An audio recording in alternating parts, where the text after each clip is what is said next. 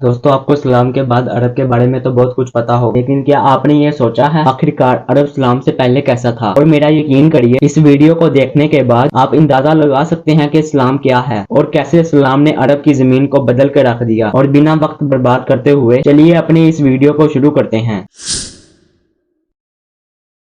तो अरब दुनिया का सबसे बड़ा जजीरा नुमा है और एक रेगिस्तानी इलाका है। दोस्तों अरब वो सरजमीन है जहाँ से इस्लाम पूरी दुनिया में फैला। अरब तीन तरफ से समुद्र से घिरा हुआ है। तकरीबन 1/2 हिस्सा अरब का हिस्सा रेगिस्तान है। इस्लाम से पहले अरब कई कबीलों में बटा हुआ था और ये कबीले आपस में एक दूसरे से लड़ते रहते थे। पानी पिलाने की बात तक पर एक दूसरे से लड़ते रहते थे। और दोस्तों हर एक कबीले का एक सरदार हुआ करता था जिसे शेख कहा जाता था। दोस्तों जैसे कि मैंने आपको बताया, ये कबाइल आपस में एक दूसरे से लड़ते रहते थे और इसकी सबसे अच्छी मिसाल बसूस की जंग है। ये तकरीबन 40 सालों तक लड़ी गई और ये जंग रसूलुल्लाह सल्लल्लाहु अलैहि वसल्लम की पैदाइश से पहले लड़ी गई थी। दोस्तों ये जंग बनु बकर और बनु तगलीक के दरमियान लड़ी गई। उस वक्त अरब की सरजमीन पर कोई कानून लागू नहीं था। उस वक्त औरतों की जिंदगी बद से बदतर थी। औरतों के पास ना ही कोई हक था और ना ही कोई उन्हें इज्जत देता था। लोगों को गुलाम बना कर रखना, लोग जैसे हबियों को गुलाम बना कर रखते थे, अरबों का शौक था। अरब में इस्लाम के पहले के अरब में लोग बुतों को सजदा और उनकी इबादत किया करते थे और उस दौर को जहालियत का दौर कहा जाता है, यानी एज ऑफ इग्नोरेंस। सिर्फ बुतों के अलावा अरब के लोग सूरज चांद सितारों की भी इबादत किया करते थे और ना ही एक खुदा पर यकीन रखते थे। दोस्तों सिर्फ काबे के अंदर ही 360 बुत मौजूद थे। दोस्तों इस वक्त के अरब में सिर्फ आदमियों के पास ही सारे अधिकार मौजूद थे। एक आदमी कितनी भी औरतों से शादी कर सकता था। इसको उठाकर इस्लाम ने सिर्फ 4 की इजाजत दी। शराब का नशा करना अरबियों के बीच आम था। लोगों को गुलाम बनाकर खरीदना और बेचना आम था। दोस्तों उस वक्त यहूदी अरब की सरजमीन पर सबसे ज्यादा दौलतमंद वाले लोग थे जिनके पास खूब सारी जमीनें मौजूद थी।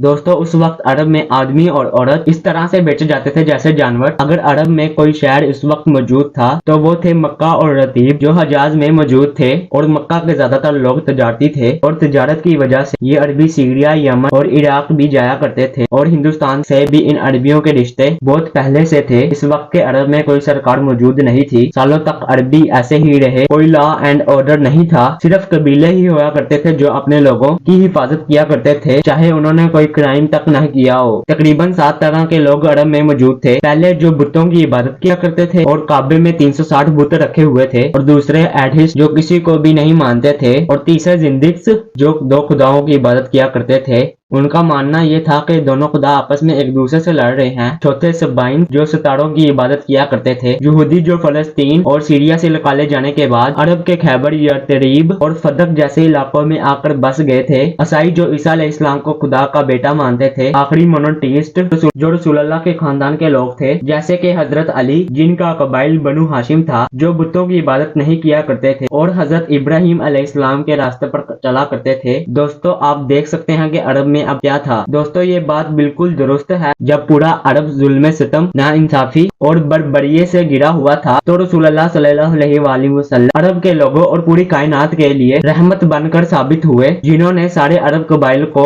एक झंडे के नीचे खड़ा कर दिया। और अरबी जिनके पास खाने के लिए खाना नहीं था, उन्होंने उस वक्त दुनिया के 2 सबसे बड़ी सल्तनतों को तबाह करके रख दिया और अल्लाह ने उन अरबियों को कुरान की शक्ल में इल्म दिया। वो अरब जहां गुलामों के साथ जुल्म होते थे, उस अरब ने इस्लाम में हजरत बिलाल को एक अहम मुकाम से नवाजा। वो अरब जहाँ औरतों के पास कोई हक नहीं था और कोई राइट नहीं था, औरतों को कुछ नहीं समझा जाता था, वहाँ इस्लाम ने औरतों को इज्जत दी। और अब आप अंदाजा लगा सकते हैं इस्लाम क्या है। और आपको लगता है जो लोग आज इस्लाम के खिलाफ लड़ रहे हैं वो कभी कामयाब होंगे? बिल्कुल भी नहीं। उम्मीद है ये वीडियो आपको पसंद आई होगी और ऐसी ही दास्तान जानने के लिए हमारे चैनल को सब्सक्राइब करें। तब तक के लिए अल्लाह हाफिज।